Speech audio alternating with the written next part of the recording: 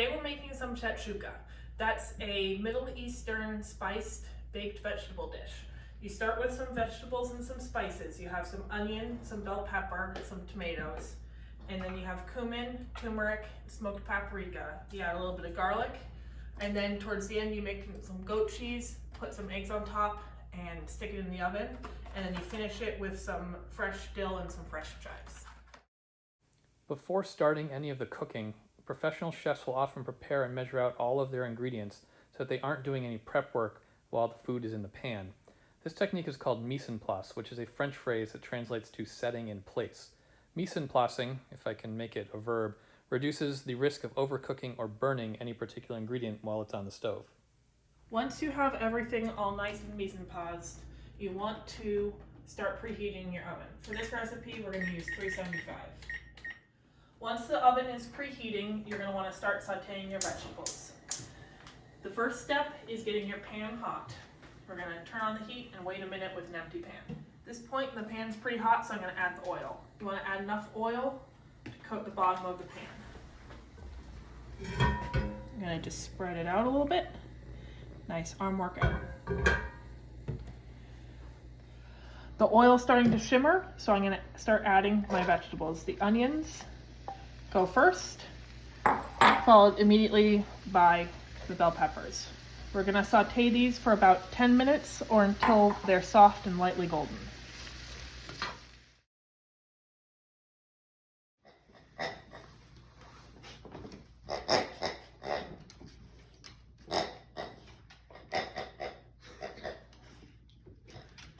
So the next step is to add the spices. We're going to add our garlic. We're going to add our garlic, cumin. All of these spices are to taste.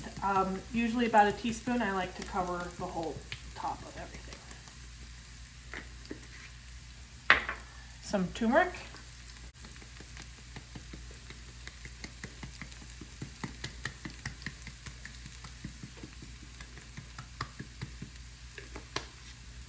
And some smoked paprika.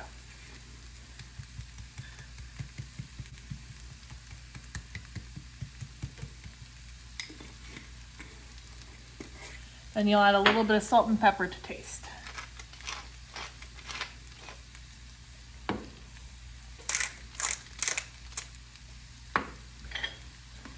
You'll mix this all around, and when everything starts to get fragrant and smell really good, you know it's ready for the next step. Those spices are getting really fragrant. So now I know it's time to add my tomatoes. I have a whole pint container of cherry tomatoes chopped in half. In they go. Oops, one tried to escape. Now we're gonna stir this up, and then we're gonna cook it partially covered for about 10 minutes until the tomatoes start to release their juices and this forms a thick sauce.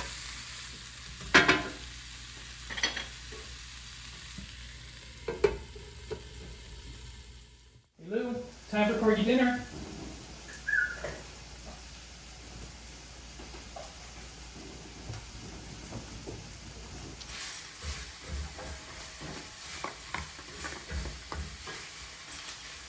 So it's been about 10 minutes, so you can see how thick and nice of a sauce has formed with the tomatoes and how they've burst and they're nice and soft. So the next step is to add the goat cheese. Now, unlike Taylor, I don't mind getting a little sticky, so I'm just going to do this with my hands.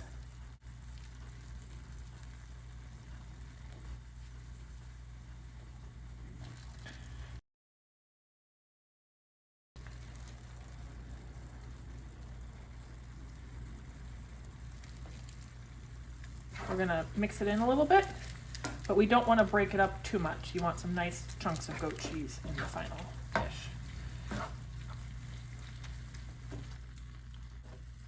We're going to make some wells, and we're going to add the eggs to it. You can add however many eggs you want. I think tonight we're going to do 4. I'm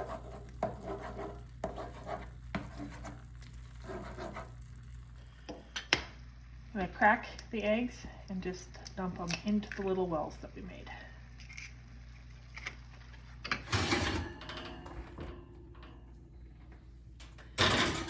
put this in the oven, and you want to bake it until the whites of the eggs are solid and the yolks are still runny.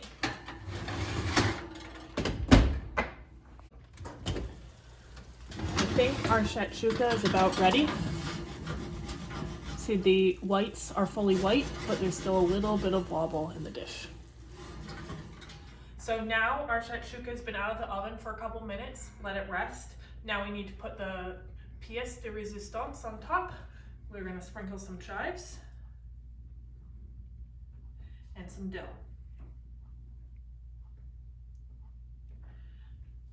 That gives it a little bit of a nice fresh flavor and a little pop of color.